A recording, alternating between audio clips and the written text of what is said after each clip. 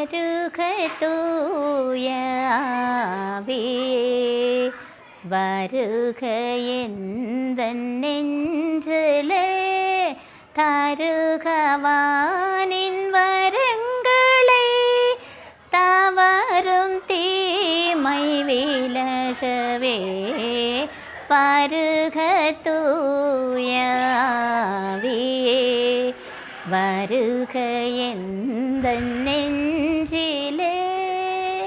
Okay, good morning, welcome to my YouTube channel rice and shine. ஓகேங்களா? Okay, இப்போது நான் இந்த வீடியோவில் உங்கள்கிட்ட நான் எதை பற்றி ஷேர் பண்ண போகிறேன்னு சொன்னாக்கா, நம்முடைய ஹோலி பைபிளில் நியூ டெஸ்டமெண்ட்டில் சென்ட் மேத்யூ எழுதிய காஸ்பல், அதில் வந்து சாப்டர் 5 அதில் ஃபர்ஸ்ட் beatitude ஆஃப் ஜீசஸ் அப்படின்னா sermon on the mountain.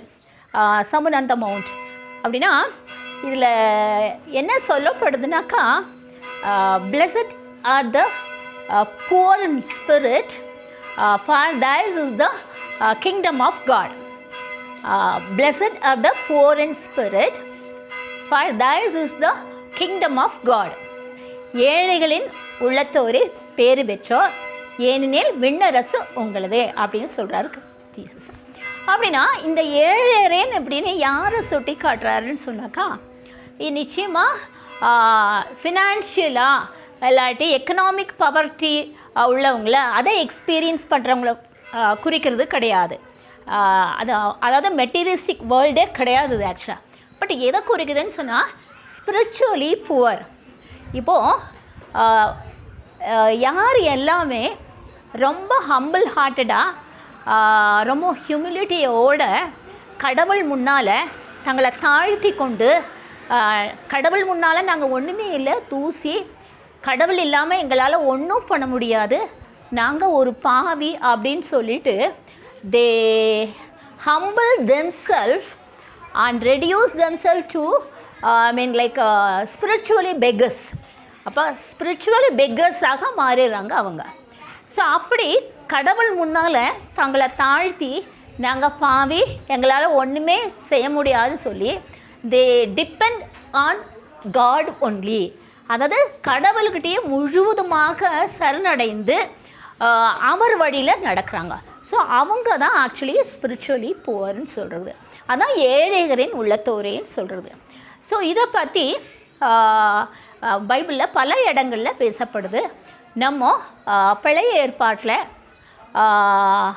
இந்த கிங் டேவிட்டை பற்றி பார்ப்போம். அதாவது கிங் டேவிட் வந்து எழுதுகிற அந்த திருப்பாடலில் சாம் 51, அந்த திருப்பாடல் 51 இவ்வாறாக சொல்லப்படுறது. அவர் தாவீதை சொல்கிறார், என்னன்னு சொல்கிறாருன்னு சொன்னால், ஆண்டவரே உமக்கு எதிராக நான் பாவம் செய்தேன், உமது பார்வையில் நான் தீயது செய்தேன், உம் தீர்ப்பில் உமது நீதி விளங்குகிறது, உம் நீதி தீர்ப்பில் உம் நேர்மை வெளிப்படுகிறது அப்படின்னு தாவீது சொல்கிறார். அப்படி பார்த்திங்கன்னா பாருங்கள், தாவீது நிச்சயம் பாவம் பண்ணார். என்னன்னாக்கா, பெத்சபாவோட பாவம் பண்ணிவிட்டு அவங்க ஹஸ்பண்ட் வந்து உரியாசை கொன்னுடுறாரு, அவ்வளோ பெரிய பாவி. ஆனால் கடவுள் முன்னால் தன் பாவத்தை ஒத்துக்கிறாரு, நான் ஒரு பாவின்னு ஒத்துக்கிறாரு. சரிங்களா? அதனால தான் கடவுள் வந்து அவருக்கு அபரிமிதமான ஆசீர்வாதங்களை பொழிகிறாரு. பாவம் செஞ்சாலுமே அவரை தண்டித்து கண்டித்து மன்னித்து அவருக்கு உங்களுக்கு பெரிய ஆசீர்வாதங்களை கொடுக்க போகிறேன்னு முதலையே சொல்லிவிட்டு அதுக்கு பிறகு அவருக்கு அந்த ஆசீர்வாதங்களை அவருடைய வழித்தோன்றல்களுக்கு நிறையவே கொடுக்குறாரு. ஓகேங்களா? இது தாவீதை பற்றி திருப்பாடல்களை. ஓகே, அடுத்தது நம்ம எதை பார்க்க போகிறோன்னா, இந்த புக் ஆஃப் ஐசாயா. இந்த புக் ஆஃப் ஐசாயாவில் சாப்டர் 57, அந்த 57 சாப்டரில் என்ன சொல்லப்படுதுன்னு சொன்னாக்கா, ஒரு இடத்துல இப்படி சொல்கிறாரு. அப்படின்னா, உன்னதரும் தூயவரும் உயர்ந்தவரும் உன்னதரும் காலம் கடந்து வாழ்பவருமான தூயவருமான நான் கூறுகிறேன், நான் வந்து உயர்ந்த இடத்தில் தூய இடத்தில் வாழ்கின்றேன், இருப்பினும் நான் உடைந்த உள்ளத்தினரோடும் நலிந்த நெஞ்சத்தினரோடும் வாழ்கிறேன்னு சொல்கிறார். அப்படின்னா பாருங்கள், அவர் கடவுள், மைட்டி காட். அவர் விண்ணகத்தில் வாழ்கிறாரு, உயர்ந்த இடத்துல தூயவர், அவர் தூய இடத்துல வாழ்பவர். அப்படிப்பட்ட கடவுள் யாரோட வாழ்கிறாருன்னு சொல்கிறாரு? நான் உடைந்த உள்ளத்தினர், broken hearted people, அப்புறம் நலிந்த நெஞ்சத்தினர், அப்படிப்பட்ட மக்களோடு நான் வாழுகிறேன்னு சொல்கிறேன். அப்படின்னா நம்மளை நம்ம தாழ்த்தி கொள்ளும்போது நிச்சயமாக கடவுள் நம்மளோட வாழ்வார் இல்லைங்களா? இது ஐசையா புஸ்தகம். அடுத்தது 3வது இதை பார்க்க போகிறோன்னு சொன்னாக்கா, நம்ம ஜேம்ஸ் யாக்கோப்பு எழுதிய அந்த கடிதத்தில் பார்க்குறோம். கடவுள் ஒரு இடத்துல சொல்கிறார். அவர் என்ன சொல்கிறாருன்னு சொன்னால், கடவுள் செருக்குள்ளவர்களை இகழ்ச்சியாக நோக்குகின்றார். செருக்குள்ளவர்களை இகழ்ச்சியாக நோக்குகின்றார். ஆனால் தாழ்மையோடு நடந்து கொள்பவர்களை கருணையாக நடத்துகிறார் அப்படின்னு சொல்கிறாரு. இது ஒரு ஓகேங்களா? இனி அடுத்தது பார்ப்போம். நம்மளுடைய புதிய ஏற்பாட்டில் அதாவது ஜீசஸ் லூக்காஸ் எழுதின நற்செய்தியில் அதிகாரம் 18 என்ன சொல்கிறாருன்னா, ஒரு ஊமை சொல்கிறாரு. ஒரு பரிசேயனும் ஒரு ஆயக்காரனும் ஜெபம் பண்ணுற போகிறாங்க. அப்போ பரிசேயன் எப்படி ஜெபம் பண்ணுறான்? ஆண்டவரே, நான் இந்த கொள்ளையரோ போலவோ இல்லாட்டி நேர்மையற்றவர்கள் போலவோ அல்லது விபச்சாரங்களே போலவோ அல்லது இந்த ஆயக்காரனை போலவோ நான் இல்லை.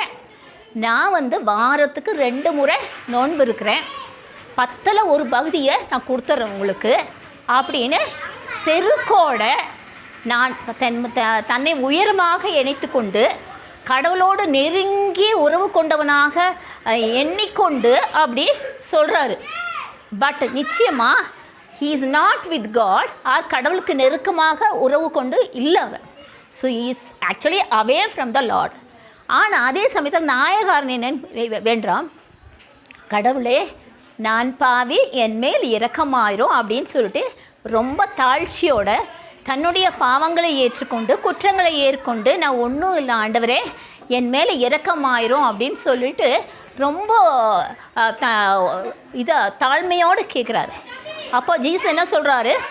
கடவுளால் ஏற்கப்பட்டு சென்றவன் இந்த ஆயக்காரன். அப்படின்னா உள்ளத்தில் செருக்குடனே ஆன்மீகத்தில் நான் பெரியவன், நான் நல்லா பண்ணுவேன், அப்படி பண்ணுவேன் அப்படிலாம் நினச்சிட்டு இருந்தாக்கா அது கடவுளுக்கு முன்னால் அது ஏற்கப்படாது. அப்படின்னா கடவுள் முன்னால் யாருமே தூயவர் கிடையாது, கடவுள் முன்னால் யாருமே உயர்ந்தவர் கிடையாது. அப்படின்னா என்ன அர்த்தம்? நாம் துரும்பு தூசி நம்ம களிமண்ணாக நம்மளை எடுத்து ஒரு கருவியாக மாற்றி அவர் நம்மளை பயன்படுத்தி கொண்டு நம் வழியாக அவர் செயலாற்றுகிறார் இல்லைங்களா? அதை நம்ம ஒத்துக்கணும். அப்போது கடவுள் முன்னால் நம்ம யார் தாழ்மையோடு தாழ்ச்சியோடு செருக்குறாமல் நடந்துக்கிறாங்களோ அவங்கெல்லாம் தே ஆர் ஸ்பிரிச்சுவலி புவர். அப்படின்னா ஏழையின் உள்ளத்தோர். So, blessed are the poor in spirit, for theirs is the kingdom of God. அது புரிஞ்சிச்சிங்களா? ஓகேங்க. அப்போ நாமளும் நம்ம எப்படி கடவுள் முன்னால் நம்ம ஒவ்வொரு நிமிஷமும் ஒவ்வொரு செகண்டும் நம்மளை தாழ்த்தி கொண்டு நான் பாவி, நான் ரொம்ப யோகியம் இல்லை அப்படின்னு சொல்லிட்டு நம்மளுடைய பாவங்களை நம்ம ஏற்றுக்கொள்கிறோமோ அப்போவே நமக்கு தாழ்ச்சி இருக்குது.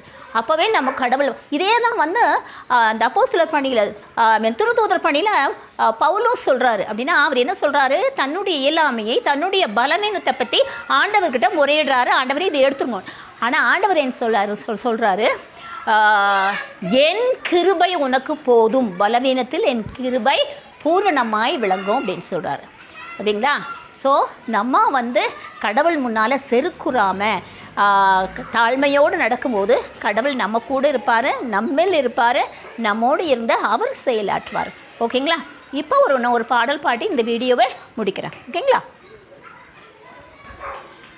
ஈசோ மஸீஹ் तेरे जैसा है कोई नहीं, तेरे चरणों में झुके आसमां और महिमा गाए ज़मीन। यीशु मसीह तेरे जैसा है कोई नहीं, तेरे चरणों में झुके आसमां और महिमा गाए समी हम गाए वो सना तू राजाओं का है राजा तेरी महिमा होवे सदा तू है प्रभु हमारा खुदा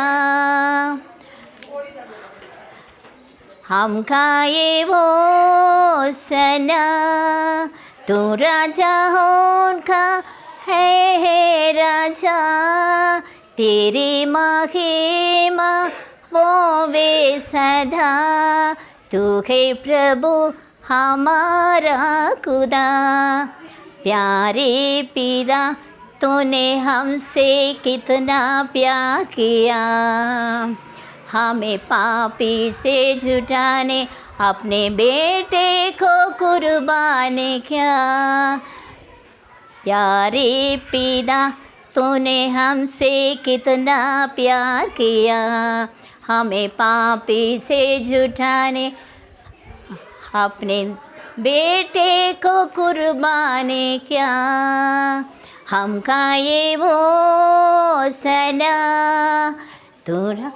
तू राजा होगा है राजा तेरी महिमा होवे सदा तू है प्रभु हमारा खुदा Okay, thank you so much for listening to my video. Bye bye. Thank you.